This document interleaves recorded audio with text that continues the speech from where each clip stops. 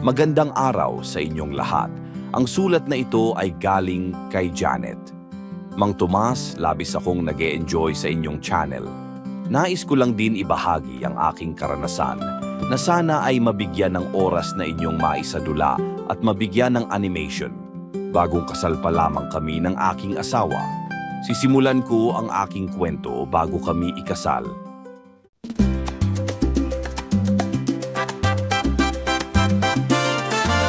Sigurado ka sa sinabi mo, Jay? Mag-aasawa ka na? Oo nga, nanay. Wala ka pang maayos na trabaho. Mag-aasawa ka na. Hindi bale, nanay, hindi naman ako tamad. Kung gayon, mabubuhay mo na ba ang iyong asawa? Oo, nanay, magagawa ko ng buhayin. Hindi naman na ako batang maliit na hindi kayang buhayin ang aking magiging pamilya. Wala ka pang maayos na trabaho. Alangan naman na manganganak na lang ang iyong asawa, pero hindi ninyo kayang buhayin. Hindi bale, nanay. Isa lang ang magiging anak namin, nanay. Nako, sinong maniniwala sa'yo? Baka 100, yan ang alam ko. Totoo ang sinasabi ko, nanay. Iisa lang ang magiging anak namin ni Janet. Kahit iisa, kung hindi naman ninyo kayang buhayin, wag na lang. Si nanay naman, kaya ko nang buhayin, kaya naman mag-aasawa na kami ni Janet. Bata ka pa para makiasawa, Janet. 22 ka pa lamang. Hindi bale, dahil alam ko na ang tama at ang mali, tatay. Paano na lang ang magiging buhay niyo ni Jay? Magtutulungan kami, tatay. Mas maganda pa rin talaga kung magtatrabaho muna kayong dalawa bago kayo ikasal na dalawa. Maghahanap din kami ng trabaho, tatay. Sobrang pilit mo. Parang napakadali sa'yo ang makipag-asawa. Madali lang kasi nagmamahalan naman kami ni Jay. Hindi sapat ang pagmamahal na sinasabi mo dahil mawawala din yan kung hindi na ninyo mairaos ang inyong tiyan. Hindi ko hahayaan na magutom kami at masipag si Jay, tatay, kaya hindi kami magugutom, tatay. Kung gayon, nasabi mo na sa tatay mo na mamamanhikan kami? Tama ka, Jay, kaya wala nang magagawa si tatay. Kahit ang nanay ko, nasabi ko na din sa kanya ang plano natin. Hindi ka ba nagsisisi na ikakasal mo ako? Ha? Bakit naman ako magsisisi? Mahal na mahal kita, Janet. Kinakabahan ako baka biglang magbago ang iyong isip. Hindi, baka naman ikaw ang magiba ang isip. Hindi talaga, hindi ako magsisisi. Pero sana magtiis muna tayo na makitira sa bahay namin. Ha? Hindi ba tayo magpapatayo ng sarili nating bahay? Mag-ipon muna tayo para makapagpatayo ng bahay natin. Sige, para hindi tayo mahirapan na makikitira sa iyong nanay sa inyong bahay. Sigurado ka na ba, Janet, na makipag-asawa sa anak ko? Opo, tita. Ang asawa, hindi yan laro. Magbabago na ang takbo ng buhay niyo ni Jay. Hindi na lang ang buhay niyo ang iisipin niyo. Lalo na kung mag-aasawa na kayo. Tita, Kaya mag-isip muna kayong dalawa bago kayo magpakasal. pinag-isipan na po naming mabuti ito, tita. Sige. Kung gusto na talaga ninyong magpakasal. Kayo na ang bahala. Mahirap naman kung kaming mga nakakatanda sa inyo ang masusunod. Buhay niyo naman yan.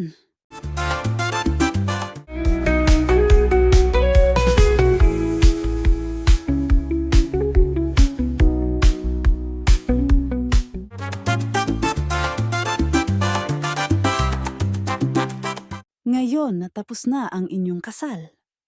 Ano na ang plano ninyong dalawa? Dito muna sana kami titira sa bahay nanay. Hindi bale, mag-iipon ako para makapagpatayo din kami ng sarili naming bahay kahit maliit lang. Ayan na nga ba ang sinasabi ko noon sa'yo, Jay? Nanay, Mas maganda pa din sana kung inuna mo ang inyong bahay bago ang asawa. nanay, Ngayong ikinasal na kayo ni Janet, ngayon mo lang naisip ang ganyan. Baliktad ang pag-iisip mo. sana kaawaan niyo muna kami, nanay, na tumira muna sa inyo. Ayan nga, wala na akong magagawa. Alangan naman na paalisin ko kayo. Hindi bale, nanay, hindi kami magiging pabigat sa inyo? Masipag naman ako. Alam ko naman kung gaano ka kasipag. Pero ang gusto ko sana ay inayos niyo muna ang lahat bago kayo nagpakasal.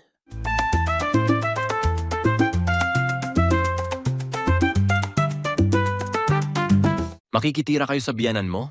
Oo, tatay. Maliit lang kasi itong bahay natin, tsaka nandito pa ang kapatid kong bata. Sige.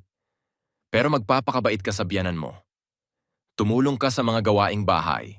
Huwag kang magiging pasaway at pabigat doon. Ano ba naman yung bilin niyo sa akin, tatay? Alangan namang magiging pabigat ako sa kanila. Ako na nga lang ang nakikitira sa kanila. Anong alam ko? Basta pakiusap lang. Huwag kang gagawa ng kung ano doon sa kanila, Janet. Oo, tatay, hindi naman ako masamang tao. Hindi ako gagawa ng mali sa bahay ng aking biyanan.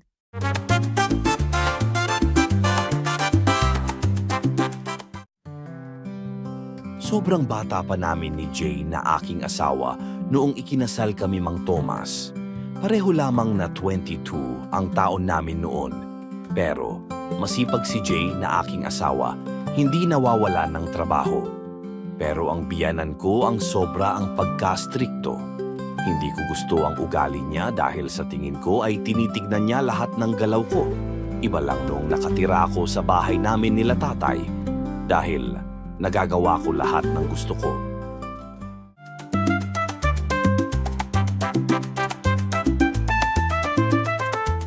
Oh, maaga ka palang bumangon anak. Oo, nanay, dahil maaga ang trabaho namin ngayon. Oh. Nasaan na si Janet? Tulog pa, nanay. Ano? Tulog pa siya at ikaw lalabas na para magtrabaho? Maaga pa naman kasi masyado, nanay. Oo. Pero kailangan niyang maagang gumising para tignan ang mga kailangan mo bago ka lumabas magtrabaho. Tignan niya ang kakainin mo. Magpainit ng kape habang ikaw ay nag-aayos sa pagpasok mo sa trabaho. Kaya ko naman, nanay. Kaya hayaan mo na lang siya na matulog. Hindi maganda yan. Dapat tignan niya ang mga kailangan mo. Hindi yung ikaw lang lahat. Kaya ka nga nag-asawa para may katulungan ka. Pero hindi naman marunong ang asawa mo na tulungan ka.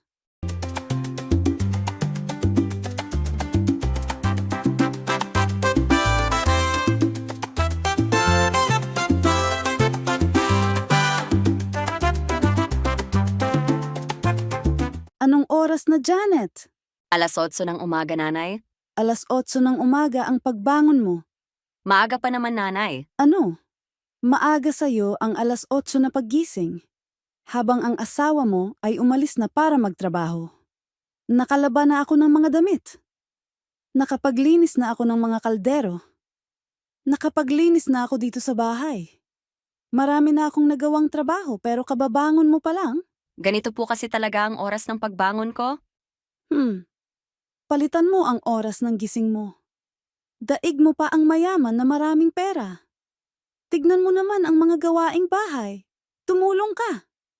Hindi lang natutulog dyan, Janet.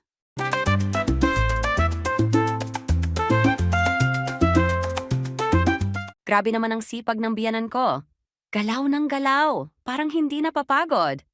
Ako na lamang na tumitingin sa kanya ang siyang napapagod. Magwalis na nga lang ako dito sa labas para wala siyang masabi. Hindi ko masabayan ang sobrang sipag niya. Hindi ko man lang siyang makitang manood ng telebisyon. Kaya magwalis na lamang ako para makita niya na may ginagawa ako para hindi lang ako ang nakikita niya.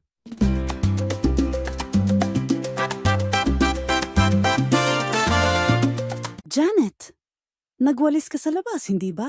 Oo, nanay. Bakit hindi naman parang nawalisan? Inayos ko naman po ang pagwawalis ko, nanay. Ano? Hindi maayos ang pagkakawalis mo. Hindi mo man lamang magawang tanggalin ang mga damo na tumubo doon sa gilid ng bakod. Hindi mo man lang winalisan ang mga duming naroon sa gilid. Pero nagwalis naman po ako, nanay. Oo, nagwalis ka nga. Pero hindi naman maayos. Kung magtatrabaho ka, ay ayusin mo naman. Hindi yung tipong nagwalis ka lang. Kaya halika. Ituturo ko sa'yo kung paano ang magwalis ng tama. Hindi yung nakikita mo lang ang lilinisan mo. Lahat ng sulok at gilid ng kapaligiran mo ay kailangan mong linisan. Para hindi tumira ang mga ipis at lamok. Nanay, Tsaka yung mga bote na may tubig na nasa gilid ng bakod na iniwan ng mga lasenggo. Hindi mo man lamang itinapon ang tubig. At kung malas ka ay baka magkadenggi ka pa.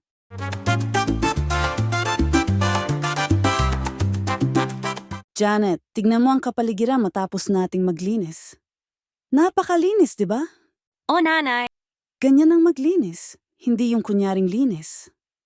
Napakagandang tignan, di ba? Oo, nanay. Masanay ka ng ganitong maglinis. Hindi yung style mo na kunyaring linis lang. Maliwanag ba, Janet? Hmm, Bakit di ka sumagot? hindi sa ganun, nanay. Ayaw mo bang maturuan? Sabihin mo lang kung ayaw mong turuan. Gusto ko po, nanay. Dapat lang dahil hindi naman masama ang tinuturo ko sa'yo.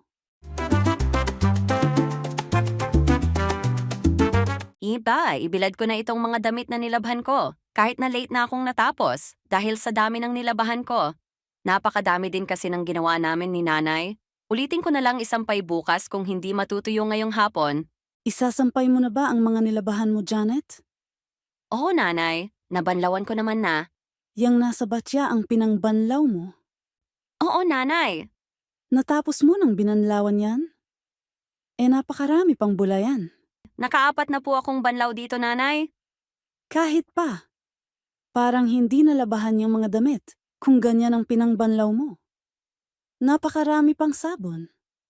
Napakarami namang tubig, pero ang tamad mong labahan ang mga damit niyo ni Jay. Ha? Hindi po ako tinatamad, nanay. Ganyan lang ang tubig niyan pero wala nang sabon ang mga damit na nilabahan ko. Hindi na siya madulas. Mali yan. Ulitin mong labahan. Kung ganyan ka maglaba nun pa, ganyan na din ang laba mo hanggang ngayon. Kaya labahan mo ulit. Ayusin mo ang maglaba. Kaya mag-improve ka sa paglalaba.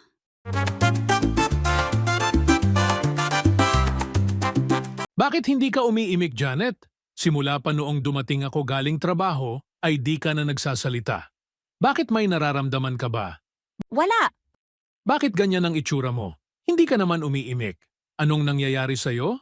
May galit ka sa akin? Parang gusto ko munang umuwi sa amin, kina tatay.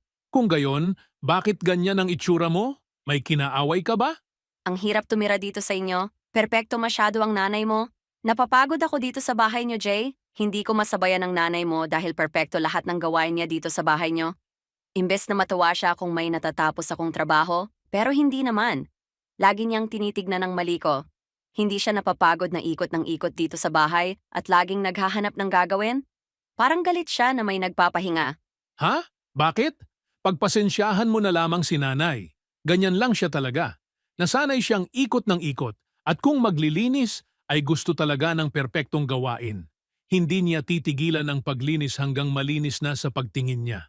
Sobra naman. Papagurin naman niya ang mga kasama sa bahay. Kahit wag mong sabayan, gawin mo lang ang gusto mong gawin.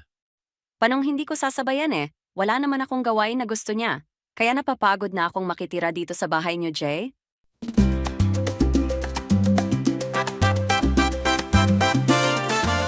Pinagtiyagaan ko nga Mang Thomas ang ugali ng biyanan ko. Hindi ako sanay sa ugali niya, sa paglilinis at sa pagiging perpekto niya sa lahat. Wala siyang nakikitang maayos sa mga trabaho na ginagawa ko.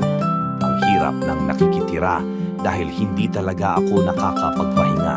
Hindi pa namin kaya ni Jay na humiwalay ng bahay, kaya nagtiyaga kami na nakitira sa biyanan ko. Lalo na ako, dahil hindi talaga ako sanay sa style ng biyanan ko, hanggang sa hindi na ako nakapagtiis, Mang Thomas. Janet, bakit nakalagay ng lahat ng damit mo sa maleta? Uwi na ako sa bahay ng tatay ko. Ano? Hindi talaga ako nakakapahinga dito sa inyo, kaya uuwi na ako sa tatay ko. Iiwanan mo ako dito? Hindi bale kasi nandito naman ang nanay mo na perpekto. Janet! Mas mabuti pa na tumira ako sa tatay ko, kaysa sa nanay mo na laging tumitingin na parang CCTV ang mga mata. Janet! Wag naman sanang ganyan. Ikaw ang bahala kung may iiwan ka dito sa bahay ng nanay mo. Basta ako gusto ko nang umuwi sa bahay namin.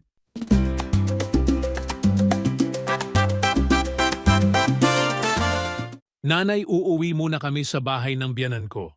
Subukan din naming kamustahin dahil namimiss na ni Janet ang kanyang tatay. Ano? Ang liit ng bahay ng biyanan mo. Doon pa kayo titira? Susubukan lang namin, nanay. Bakit? May kinaaway kayo dito sa bahay? Hindi gusto ni Janet na tinuturuan ko siya? Hindi ganyan, nanay. Baka miss lang ni Janet ang tatay niya. Kaya gusto niyang tumira muna doon. Sige kung yan ang gusto nyo. Desisyon nyo yan. Wala namang nagpapaalis sa inyo dito. Pero kung gusto pa ninyong tumira dito, di bumalik kayo. Oo, nanay. Talagang babalik kami dito. Pupunta lang kami sa biyanan ko para makita ulit sila.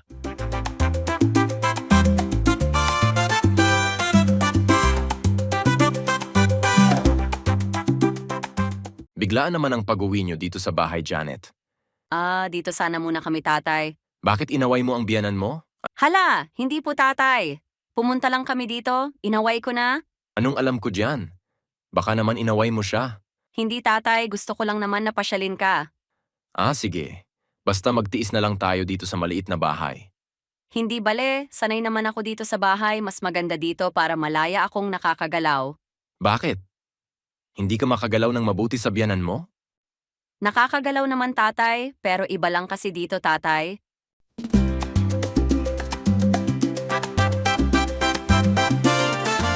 Ano ka ba naman, Danny? Iisa na nga lang ang platong kinainan mo, hindi mo pa mahugasan? Sino ang inaantay mong maghuhugas niyan? Huhugasan ko din mamaya. Bakit? Ano bang ginagawa mo at mamaya mo pa huhugasan? Mali ang ganyan na madumi ang lababo. Para kang nagtatawag ng ipis na pumunta dito sa bahay kung ganyan. Ha? Ayusin mo ang maghugas para magandang gamitin ang mga plato at baso na gagamitin.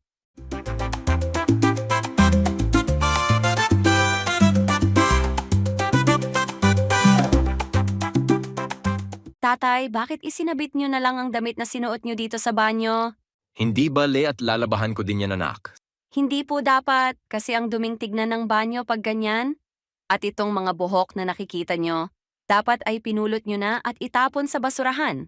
Madali lang naman yan. Si Danny yan. Hindi naman niya pinulot ang mga buhok. Ano ba naman? Kadiring pumasok dito sa banyo dahil napakadumi? Ha? Imbes na maliligo ako kagad, ay kailangan ko pang maglinis muna. Sana ay pagtiisan mo na lamang, anak. Kasi puro naman lalaki ang nandito sa bahay. Nako, hindi yan rason, tatay. Lalaki man o babae ay kailangang maglinis dito sa bahay. Hindi lang ang babae ang nararapat na maglinis ng bahay dahil pareho lang tayong nakatira dito.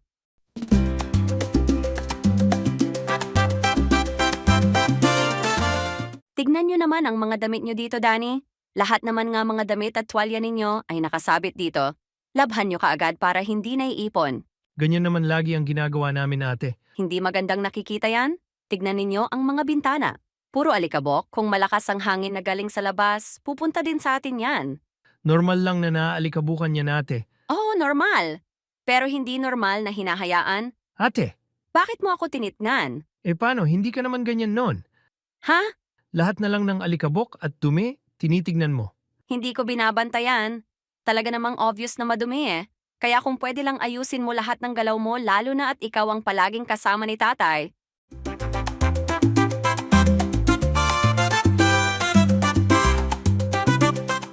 Hay, grabe naman ang mga damit na ito, parang hindi nalabahan. Napakaduming tignan. Ate, bakit mo kinukuha ang mga nilabhan kong mga damit ni tatay? Hindi pa tuyo ang mga yan. Oo, alam ko na hindi pa tuyo kaya ko nga kinukuha. Bakit mo kinukuha kung hindi pa tuyo? Tignan mo, parang hindi naman nalabahan. Yung damit ni tatay na puti hindi naman pumuti maging ang damit mo. Napakadumi. Inayos ko naman ang paglalabad yan, ate. Hindi nga maayos kasi napakadumi, Danny. Sige, tulungan mo akong kumuha ng mga ito at tuturuan kita kung paano ang tamang paglalaba. Ano ba naman? Doble trabaho ang ganito. Huwag kang magreklamo, tulungan mo na lang ako dito.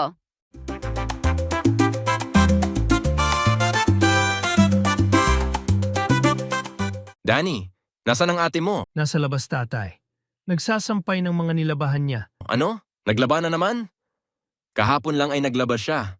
Nilabahan niya ang mga damit nila ni Kuya Jay. Pero nilabahan din niya ang mga damit natin. Ano? Bakit niya inulit? Hindi daw maayos ang pagkakalaba. Ano? Ganyan naman ang sabi niya. Grabe na talaga si ate. Sobra na ang kalinisan niya simula nung tumira sila sa bahay nila, Kuya Jay. Hala, hayaan mo na lang siya kung yan ang gusto niya. Yan siguro siya masaya.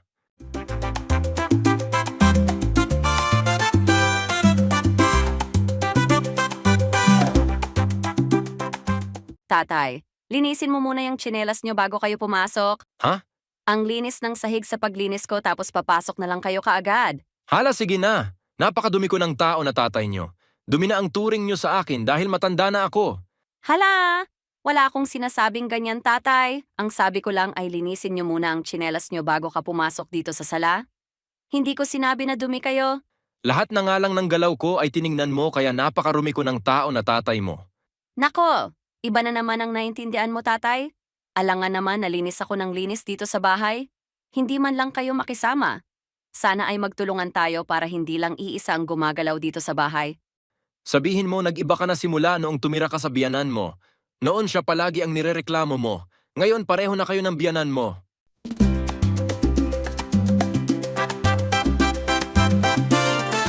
Bakit hindi mo hinugasan ng mga kaldero, Danny? Napakadumi ng mga ito.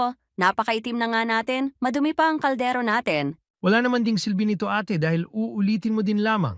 Hindi ko dodoblehin kung maayos mong lilinisan. Ang mali kasi sa'yo, nahihiya kang gumamit ng sabon at scrub sa ibaba ng kaldero. Kahit ayusin ko ate, sigurado pa din naman na dudoblehin mo. Nakakahiya naman na nauulit-ulit lahat ng trabaho kaya ikaw na ang gumawa ate. Hindi pwede yan. Ikaw ang maglinis ng mga ito. Kung marunong tayong gumamit ay marunong din tayong maglinis. Alangan ako lang lahat. Subukan mo din kasing magtrabaho ng maayos. Sobra naman na kasi ang pagkastrikto mo ate. Hindi sobra. Hindi lang maayos ang trabaho mo. Sige na, pumunta ka na.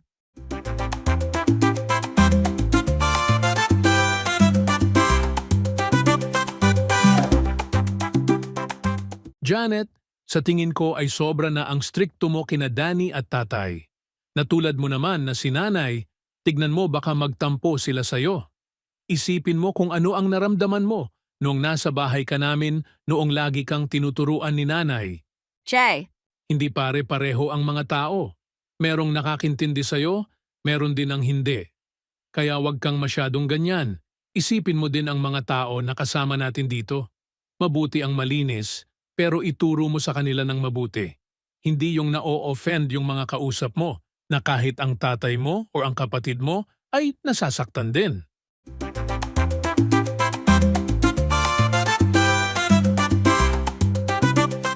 Tatay Danny, alam ko na nagtatampo kayo sa akin, kaya pagpasensyahan na ninyo ako. Gusto ko lang naman na turuan ko kayo na maging malinis dito sa loob ng bahay. Grabe ka naman kasi sa amin ate. Dumi na ang turing mo sa amin ni tatay.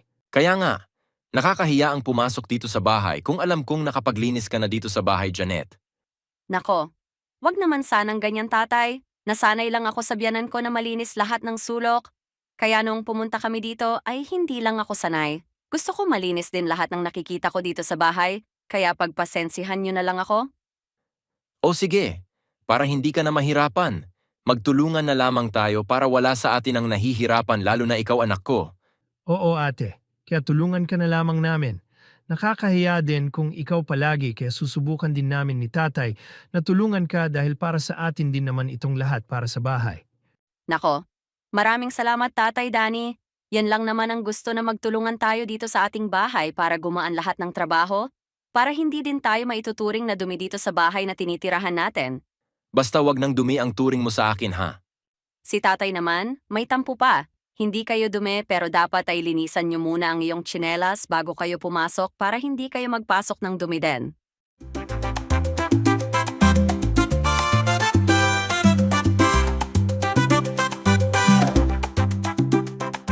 Noong una ay hindi ko naiintindihan ang bayanan ko sa ugali niya. Naiinis ako sa kanya dahil doble lahat ng trabaho sa kanya. Pero di ko namalayan na nagaya ko na pala siya. Hanggang sa naging strikto na din ako sa kalinisan noong umuwi kami sa bahay namin. Sina Tatay at Danny nga ang naibalingan ko nito. Hanggang sa naturuan ko sila ng kalinisan din. Ngayon ay may sarili na kaming bahay ni Jay at may anak na din kami. Ang mga anak ko naman ang tinuruan ko kung paano maging malinis at pahalagahan ang kalinisan. At hanggang dito na lamang po, Mang Thomas. Maraming salamat po. Kung nagustuhan ninyo ang ganitong video, huwag kalimutan na ako ay i-subscribe. I-like na din ninyo ang video ito, maging ang bell button para sa susunod pang mga video. Salamat!